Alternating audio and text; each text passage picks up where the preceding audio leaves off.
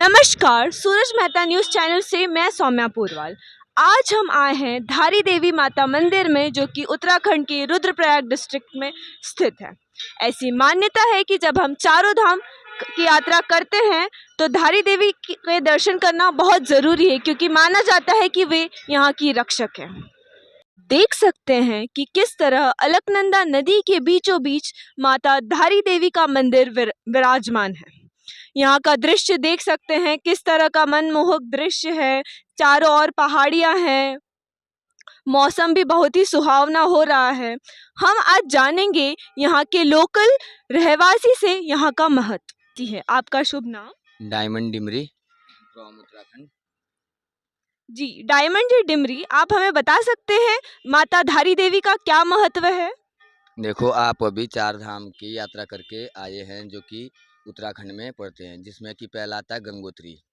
पहले लोग गंगोत्री जाते हैं, वहाँ से गंगा जी का जल भर के, फिर यमुनोत्री जाते हैं, वहाँ से यमुना जी का जल भर के और उसे केदारनाथ में शिवलिंग में चढ़ाया जाता है। उसके बाद आप बद्रीनाथ की यात्रा कंप्लीट करके मोक्ष प्राप्त करके उसके बाद आप रुद्रप्रयाग जिले के कलियासोड़ में ये धारी देवी माता धारी देवी का मंदिर पड़ता है, जिसको कि चारों धामों का रक्षक माना जाता है। और जब चार धाम कंप्लीट हो जाते हैं तो उसके बाद महाधारी देवी के दर्शन करने बहुत अनिवार्य होता है। तो जैसा कि आपने सुना, इन्होंने कहा है कि यहाँ इन्हें रक्षक माना जाता है और यहाँ के दर्शन बहुत अनिवार्य है। आइए हम यहाँ के लोकल रहवासी से माता धारी देवी के बारे में और जानना चाहेंगे।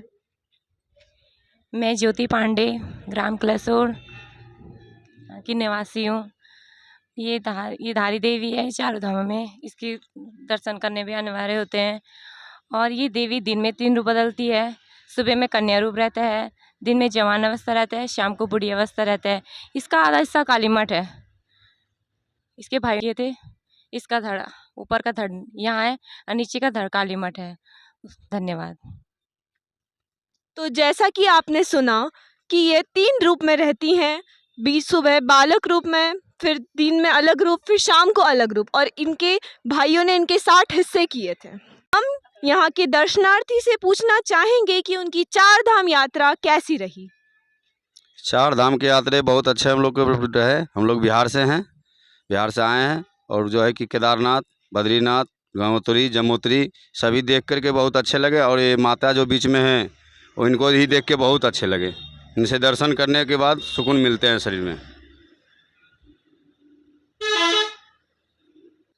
धन्यवाद सूरज मेहता चैनल को। हम इनसे बहुत अथी हुए देख करके। हम केदारनाथ, बद्रीनाथ सभी धाम देखे यात्रा, इनसे अच्छा कहीं नहीं मिले। जी धन्यवाद। सूरज मेहता न्यूज़ चैनल्स के साथ बने रहिए।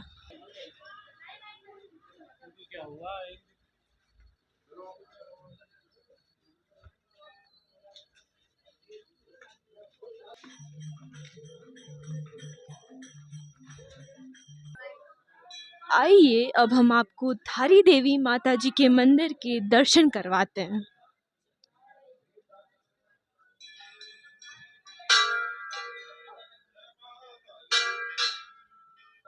आप देख सकते हैं कि किस तरह दोनों तरफ माँ अलकनंदा नदी बह रही है और अलकनंदा नदी के बीचों बीच माँ विराजित है।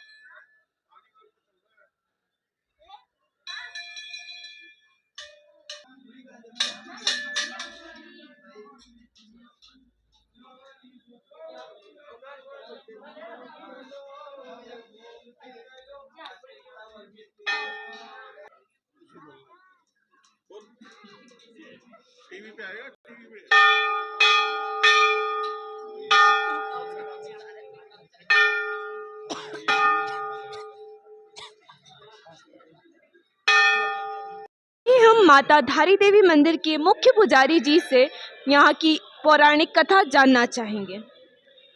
नमस्कार। सबसे पहले सूरज मेहता न्यूज़ चैनल को मैं बहुत बहुत धन्यवाद एवं आभार देना चाहता हूं कि आपने इतना दूर से आकर यहां पर हमारा जो मंदिर है, मंदिर परिसर है, इसको दिखाया।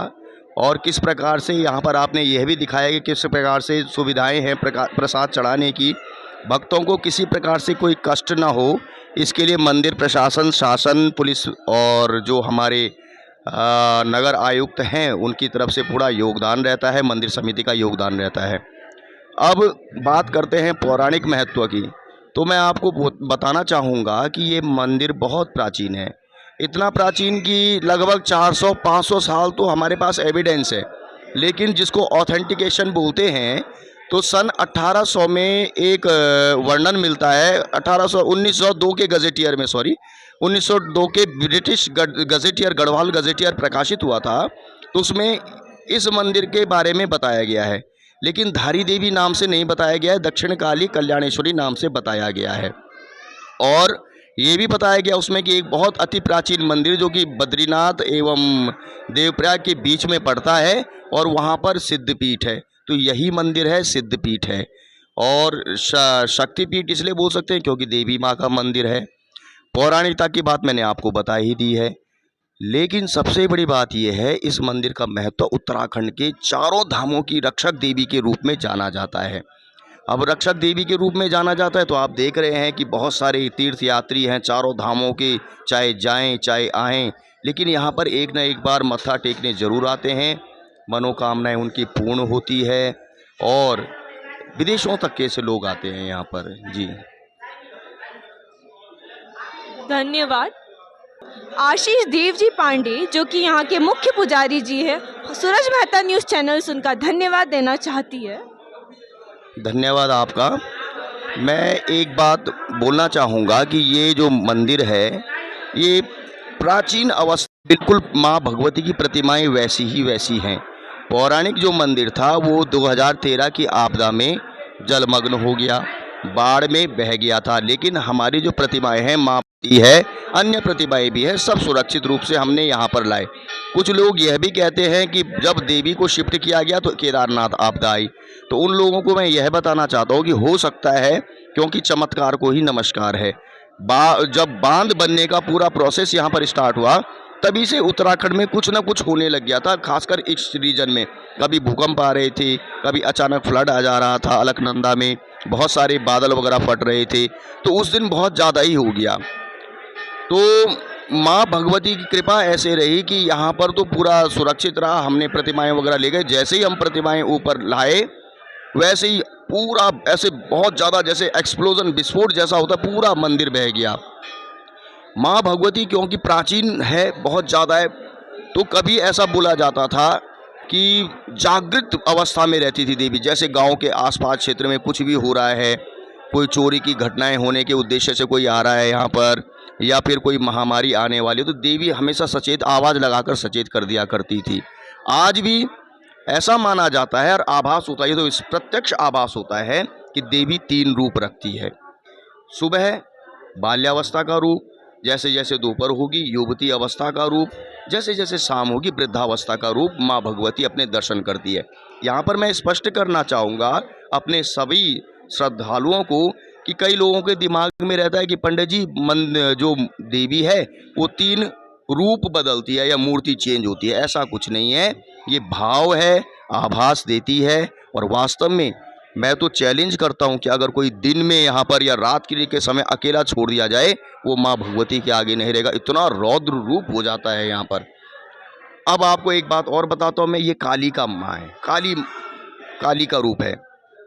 पहले यहाँ पर लगभग 85-87 तक बलि प्रथा होती थी, बहुत ज़्यादा बलि प्रथा हुआ करती थी, लेकिन धीरे धीरे करके हमने वैष्णवी रूप में माँ भगवती को पूजन प्राप्त किया और बड़े सौम्य रूप से आज कल्याणेश्वरी के रूप में माँ भगवती अपने भक्तों को आशीर्वाद देती है, मनोकामना पूर्ण करती है।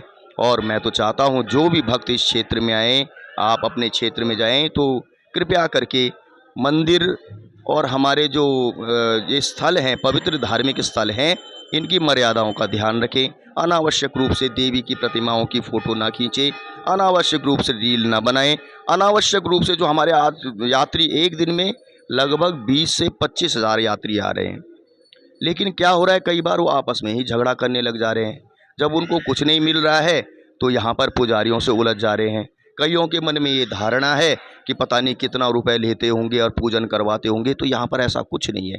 उत्तराखंड में माँ धारी देवी मंदिर ही एकमात्र मंदिर ऐसा है जहाँ पर कि श्रद्धालु अपना अगर फूल लेके भी आता है और बोलता है कि पंडित जी हमने इस फूल को संकल्प चढ़ाना है, माँ भगवती के चरणों में अर्पित करना है पूजन सहित, हम उसकी भी पूजा करवाते हैं। अब ये उसकी श्रद्धा है कि वो माँ भगवती को कितनी, क्योंकि भाई पूजन में दक्षिणा वगैरह लगती है, तो कितना माँ भगवती के चरणों में अर्पित करता है, जो कि हमारे ट्रस्ट में जाता है, जो पैसा हमारे ट्रस्ट में जाता है। और पूजा के पश्चात जैसे कि आप लोग घर में भी कराते हैं पूजन किसी पंडित से, उसके बाद दक्षिणा देते हैं, वो भी आपकी श्रद्धा है, आप कितनी मर्जी आप उसको दक्षिणा दें, वो पंडित जी के अपने होते हैं, अपने परिवार के पालन पोषण में उनका काम आता है। तो मैं सभी भक्तों से नम्र निवेदन करना चाहूँगा, आप आइए, आस्था के केंद्रों में आइए, लेकिन उन केंद्रों को मर्यादित रखिए और अव्यवस्था मत कीजिए, मर्यादित वस्त्रों के साथ आइए, धाम की पवित्रता का ख्याल रखें, क्योंकि देवी हमारी, हम कहते हैं फ़ोटो नहीं खींचना, फ़ोटो इसलिए नहीं खींचना क्योंकि हमारी देवी बिल्कुल ओपन रहती है, उसके ऊपर कोई छत नहीं है। फिर मोबाइल में हम किसी देवी देवता की फ़ोटो लेके चलते हैं, हम कहीं पर जा रहे हैं, शौच करने के लिए जा रहे हैं, किसी चीज़ के लिए जा रहे हैं, तो उन प्रतिमाएँ या फ़ोटो उनके साथ चलती रहती हैं, तो अच्छी बात नहीं है। तो मैं एक बार फिर से उन रील दोस्तों से बोलना चाहूँगा कि कृपया मंदिर की पवित्रता बनाए रखें, हमारे बूढ़े बुजुर्ग छोटे बच्चे